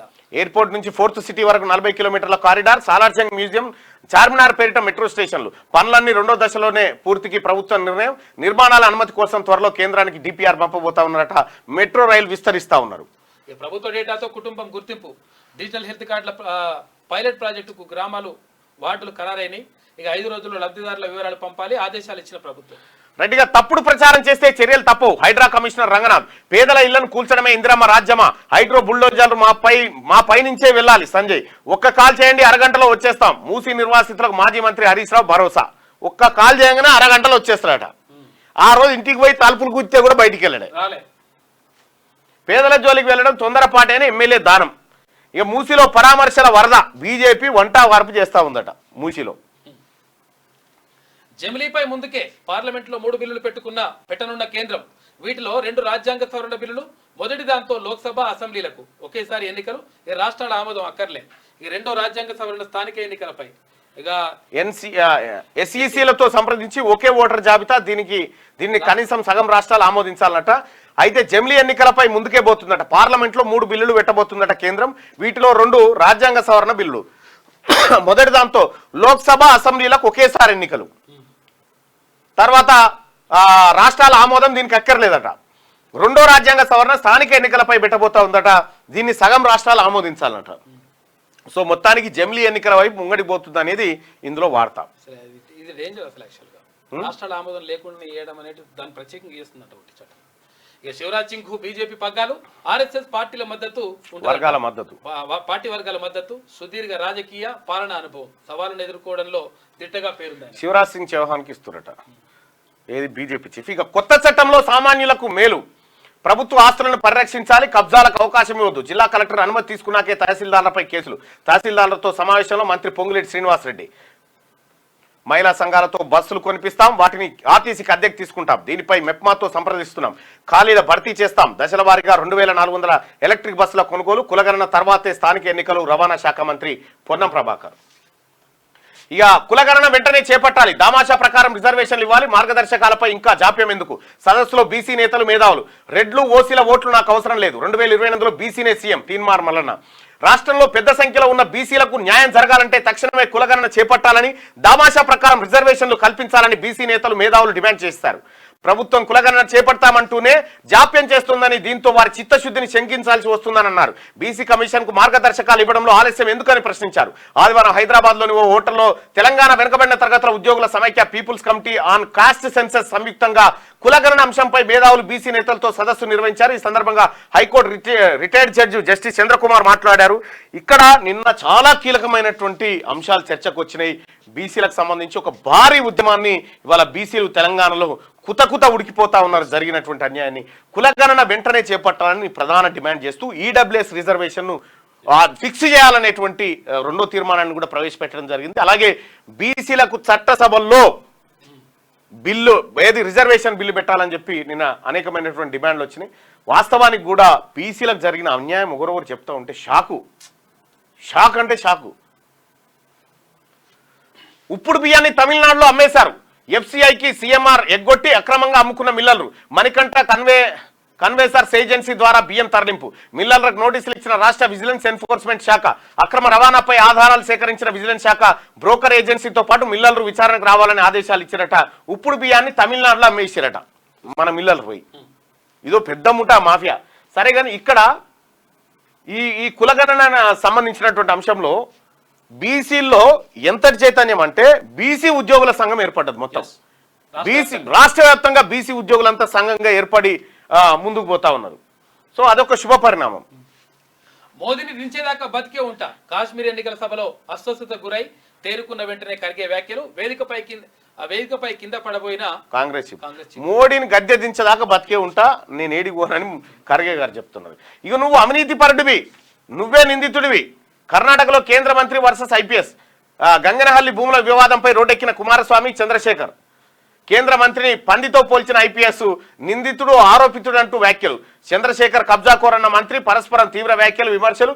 ఐపీఎస్ పై కేంద్ర హోంశాఖ సీరియస్, చర్యలు తప్పవన్న కేంద్ర హోంమంత్రి జోషి. కర్ణాటకలో కాకరేపుతున్న వ్యవహారం జోక్యానికి ముఖ్యమంత్రి సిద్ధరామయ్య దూరంగా ఉన్నట్టు. కొట్టుకోరి మాదేం పోయిందన్నట్టు ఆయన. ఇగో ఇజ్రాయెల్ చూడరయ్యా, ఇజ్రాయెల్ పాతాళంలో దాక్కున్నా ఇజ్రాయెల్ గురి తప్పలేదట. పాతాళంలో దాక్కున్నా కూడా అమెరికా తయారీ GBU 28 బాంబులు బంకర్లను ఛేదించేందుకు అనువైనవి. వీటిని బస్టర్ బాంబులు అని పిలుస్తారు. ఇవి మొదట జరిగే ఒక పేలుడుతో కాంక్రీట్ స్లాబుల్లోకి కొంతమేరకు చొచ్చుకు వెళ్తాయి. ఆ తర్వాత మరోసారి పేలుతాయి. తద్వారా స్లాబ్ను పూర్తిగా ఛేదించగలుగుతాయి. కానీ 6 అంతస్తుల భవనం, దాని కింద 3 లేయర్లు కలిగిన బంకర్ను ఛేదించాలంటే చాలా బాంబులు కావాలన్నట. ఇక వీళ్ళ కథ చూద్దాం ఇదేందో. క్షిపణి బాంబు దాడుల్ని తట్టుకునేందుకు ఉండాల్సిన మందం కంటే 1.5 రెట్లు మందంతో బంకర్ పై 3 లేయర్లను నిర్మించారు. వీటన్నిటినీ ఛేదిస్తూ నస్రల్లాను చంపడం చాలా కష్టమైన పని, ఇన్ని బంకర్లు పెట్టినాక కూడా. ఇక రెండోది ఏంటంటే, ఒకవేళ దాడి జరిగితే తప్పించుకునేందుకు బంకర్ కింద నుంచి రహస్య మార్గం కూడా ఉందట. Hezbollah chief Hassan Nasrallah bunker అత్యంత దుర్భేద్యమైనది. పైన 6 అంతస్తుల భవనం ఉండగా భూగర్భంలో 2 సెల్లాల కింద ఈ బంకర్ ఉందట. బంకర్ లోపల ఉన్నట్టు. ఇంకా ఆయన ఈ విషయం ఏంటంటే, నస్రల్లా ఈ బంకర్లో ఉన్నప్పుడు బంకర్ను ఎలా ఛేదించాలనే దానిపై ఇజ్రాయెల్ పైలట్లు ఎన్నో ప్రయోగాలు చేశారు. కొన్ని నెలల పాటు శిక్షణ పొందారు. నస్రల్లా ఈ బంకర్లోకి ప్రవేశించాడని ఒక ఇరానీ గూఢాచారి ద్వారా ఇజ్రాయెల్ నిఘా సంస్థ మొసాద్కు సమాచారం అందించింది. మొసాద్ అంటే ఏంటంటే అది అత్యంత టెక్నాలజీని ఉపయోగించేటువంటి సంస్థ. ఇక్కడ ఇజ్రాయెల్ వద్ద F-15I F-16I F-35 యుద్ధ విమానాలు ఉన్నాయి. వీటిలో F-16 F-35 కాస్త చిన్న సైజువి, F-15I భారీ ఎత్తున ఆయుధాలు మోసుకెళ్లగలిగే పెద్ద విమానం కావడంతో ఇజ్రాయెల్ దాన్ని ఎంచుకుంది. ఇంతవరకు వైమానిక యుద్ధంలో F-15 ఏ ఇతర విమానం కూల్చలేకపోయింది. ఒకవేళ బీరిట్లో లెబానాన్ విమానాలు ప్రతిఘటించినా వాటిని ఎదుర్కొనేందుకు కూడా F-15 బాగుంటుందని ఇజ్రాయెల్ భావించిందట. ఇక తర్వాత ఏం జరిగిందంటే అమెరికా తయారీ ఇదే ఇప్పటిదాకా మనం చూసుకుంది. ఆ తర్వాత నస్రల్లా సమాచారం అందగానే హడ్జరీం ఎయిర్ బేస్ నుంచి 7 F-15I యుద్ధ విమానాలు బయలుదేరాయి. దాడికి పెద్ద ఎత్తున బాంబులు అవసరం కావడంతో 3 విమానాలకు పూర్తిగా బాంబులే అమర్చారు. మరి లెబానాన్ యుద్ధ విమానాలు వీటిపై దాడి చేస్తే వాటిపై ప్రయోగించగలిగే ఎయిర్ టు ఎయిర్ క్షిపణులు అమర్చేందుకు వీటిలో ఇక చోటు లేదు. అందువల్ల మరో 4 F-15 పూర్తిగా క్షిపణులతో వీటికి రక్షణగా బయలుదేరినట పైలట్ గా.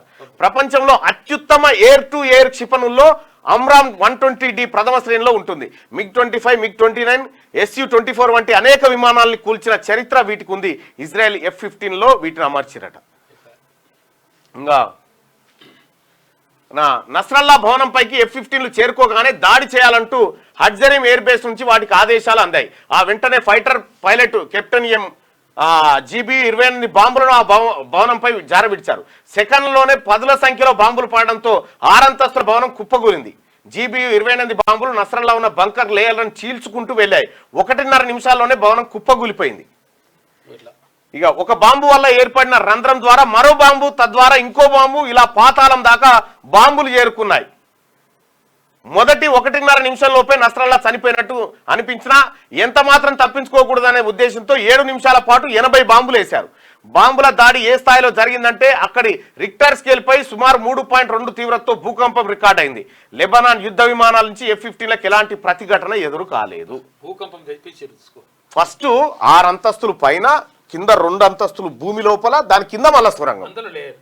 దీన్ని ఎట్లా కొట్టిరంటే ఫస్ట్ ఒక రాకెట్ ఇస్తే ఫస్ట్ స్లాబ్ను వలగొట్టింది.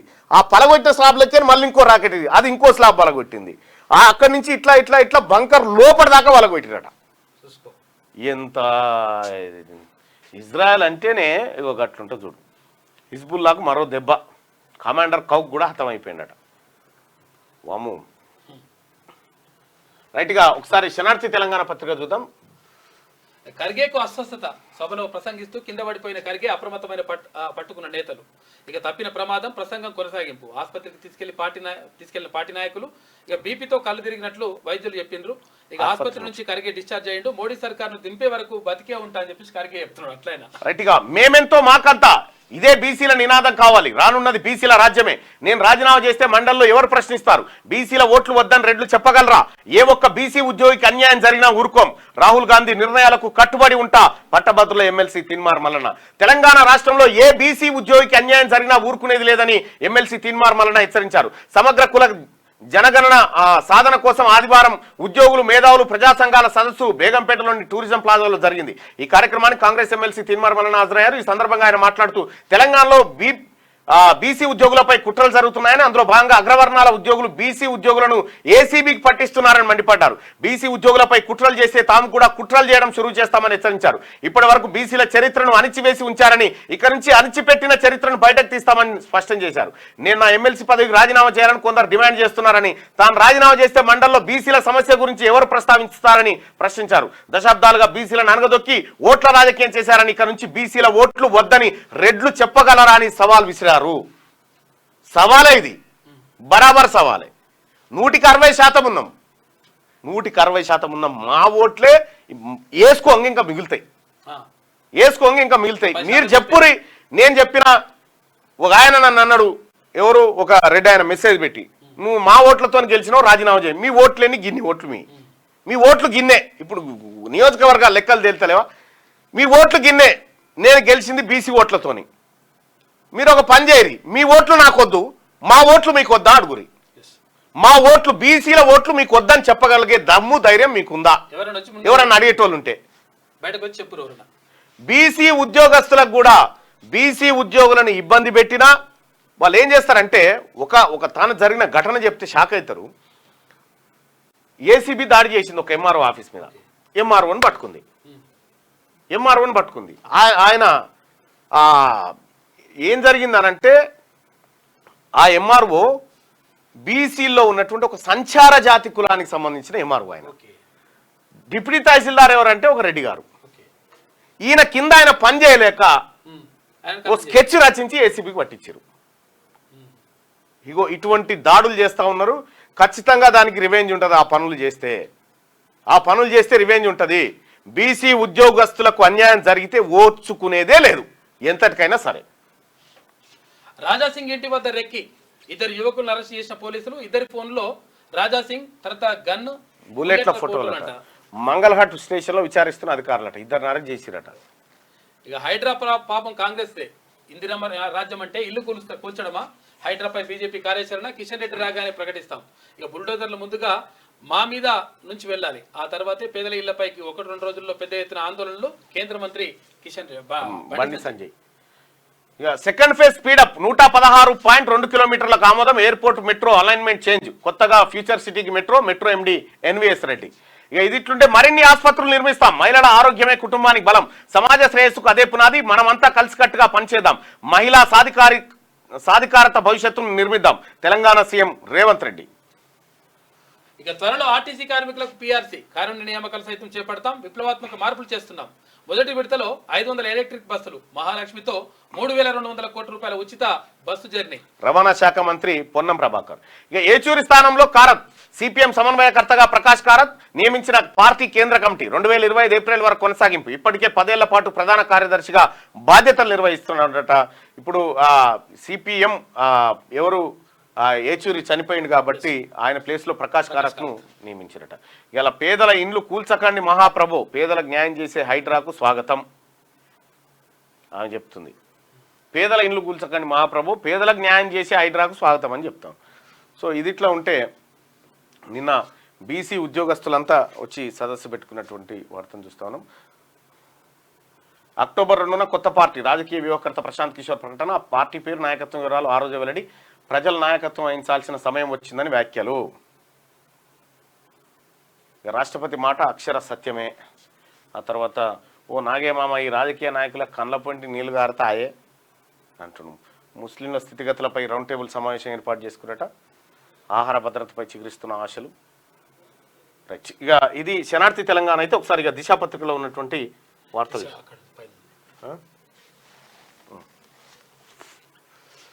సామాన్యుడి భూమిపై వక్ఫ్ పెత్తనం.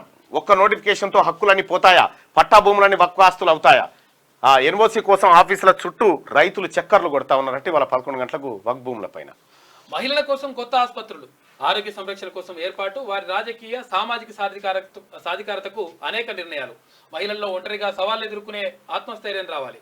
పింక్ పవర్ రన్ 2024 ప్రోగ్రామ్ లో సీఎం రేవంత్ రెడ్డి. ఇక సంతోష్ కు నో ఎంట్రీ. హ్యాపీరావు ఫామ్ హౌస్ కు దూరంగా జోగినపల్లి.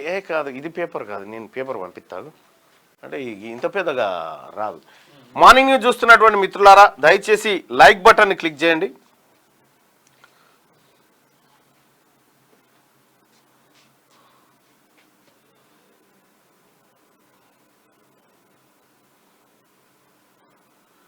డిఎస్సి రిజల్ట్స్ మరి కాసేపట్లో రిలీజ్ కాబోతా ఉన్నాయి.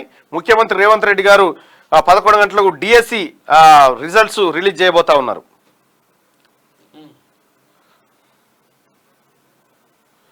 డిఎస్సి నిర్వహించడము, ఆ తర్వాత వాటికి సంబంధించినటువంటి ఫలితాలు ఇవ్వడం పటపట జరిగిపోతా ఉంది.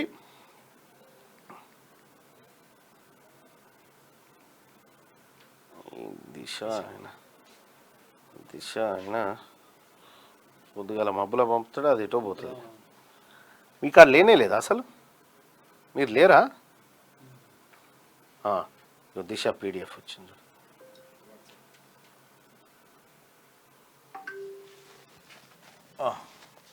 అది ఇగో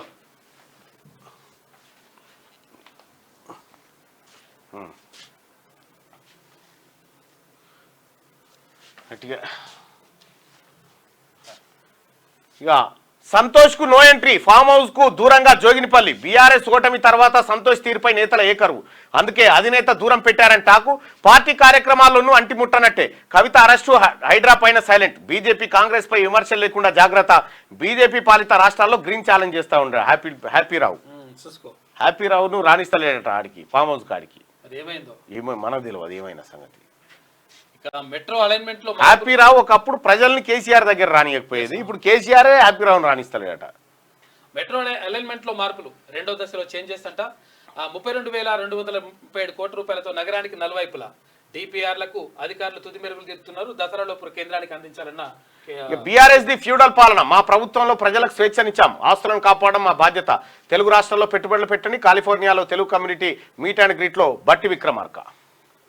మూసి పేరుతో సీఎం వ్యాపారం, డిపిఆర్ కు 1,500 కోట్ల, హైదరాబాద్ లో బుల్డోజర్ రాజ్యం, బలవంతపు కూర్చివేతలు ఆపాలి.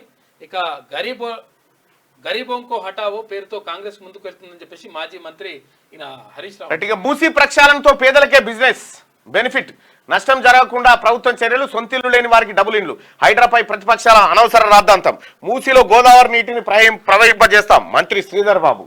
ఇక హైడ్రాపై తెగించి కొట్లాడతాం, పేదలకు చుక్కలు చూపిస్తున్న రాష్ట్ర సర్కార్, అప్పులు చేసి కట్టుకున్న ఇండ్లు కూల్చుతారా, బాధితుల ఇండ్లకు రక్షణగా బీజేపీ, 1-2 రోజుల్లో పెద్ద ఎత్తున ఆందోళన, కేంద్ర సహాయ మంత్రి బండి సంజయ్.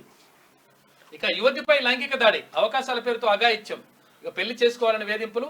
ఇక ఫోక్ సాంగ్స్ సింగర్ మల్లిక్ తేజపై ఫిర్యాదు చేసిందట, కేసు నమోదు చేసిన జగిత్యాల పోలీసులు. అతడు ఆటగాడే అంతేనా? సిరియాపై అమెరికా వైమానిక దాడులు, 37 మంది ఉగ్రవాదులు మృతి, చనిపోయిన వారిలో 2 కీలక నేతలు, మృతులంతా Islamic state group al Qaeda సభ్యులేనట. ఇక బీసీ పాలిటిక్స్, అన్ని పార్టీలది ఇదే రకం, పీసీసీ చీఫ్ చేశామన్న కాంగ్రెస్, సీఎం ఛాన్స్ వారికేనన్న బీజేపీ, ఈ అంశంతోనే గులాబీ టూరు, బీసీ ఐక్యత కోసం కృష్ణయ్య రాజీనామా, బీసీల ఓట్లే చాలన్న తీర్మార్మలన్న.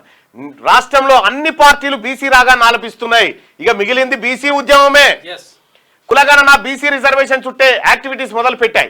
ఇప్పటికే పీసీసీ చీఫ్ పోస్టు బీసీకి ఇచ్చామని కాంగ్రెస్ చెప్తుండగా, బీజేపీ అధికారంలోకి వస్తే బీసీ సామాజిక వర్గానికి చెందిన వ్యక్తికే సీఎం పదవి ఇస్తామని గతంలో అమిత్ షా ప్రకటించారు. ఆ దిశగా అధిష్టానంపై నేతలు ఒత్తిడి తెస్తున్నారు. ఇక బీసీ కులగణన జరిగిన రాష్ట్రాల్లో గులాబీ నేతలు పర్యటించారు. అక్కడ ఎలాంటి మార్గదర్శకాలు అనుసరించారో ప్రభుత్వానికి సూచించేలా స్టడీ చేశారు. ఏపీ నుంచి రాజ్యసభ సభ్యుడిగా ఎన్నికైన బీసీ సంఘం జాతీయ అధ్యక్షుడు ఆర్ కృష్ణ ఇటీవలే రాజీనామా చేశారు. బీసీలను ఐక్యం చేసే బలమైన ఉద్యమాన్ని నిర్మిస్తానని, అందుకే రాజకీయాలకు దూరంగా ఉండాలని డెసిషన్ తీసుకున్నట్టుగా ఆయన వివరించుడు. అందరం కూడా బీసీలందరం కూడా ఇప్పుడు ఒకటైనాం, ఇలా బీసీలందరం కూడా ఒక్కతాటి మీదకి వచ్చినాం. టీపీసీసీ కార్యవర్గంలో ఎంపీలు, ఎమ్మెల్యేలు, వర్కింగ్ ప్రెసిడెంట్లు, స్పోక్స్ పర్సన్లుగా ఛాన్స్, పోస్టు ప్రయారిటీ పెరిగేలా కాంగ్రెస్ నిర్ణయం తీసుకుంటా ఉందట. సిరియాపై అమెరికా వైమానిక దాడులు అయిపోయింది. రెవెన్యూ ప్రక్షాళన, సామాన్యులకు మేలు జరిగేలా కొత్త చట్టం, ప్రభుత్వ భూమి అంగుళం కూడా కబ్జా కావద్దు, కలెక్టర్ అనుమతితోనే తహసీల్దార్లపై కేసులు, రెవెన్యూ ఉద్యోగులకు ట్రైనింగ్ సెంటర్, రెవెన్యూ మంత్రి పొంగులేటి శ్రీనివాసరెడ్డి. బ్లూ ఫిల్మ్స్ చూస్తే 5 ఏళ్ల జైలు, పోక్సో ఐటీ చట్టాల కింద case, IP address, phone number ద్వారా నమోదట. చిన్నారులపై లైంగిక దాడులు వెనుక పోర్న్ వీడియోస్ ప్రభావం ఉంటుందట. Rachakonda CP police commissioner Sudheer Babu porn వీడియోలు చూడమన్నారు. మలయాళ డైరెక్టర్ బాలచంద్ర మీనన్పై నటి మిను మునూర్ సంచలన ఆరోపణలు చేసిందట. సో ఇవి దిశలో ఉన్నటువంటి వార్తా కథనాలు. ఇక పల్లవి చూద్దాం. పల్లవి దినపత్రికలో ఉన్నటువంటి వార్తలు.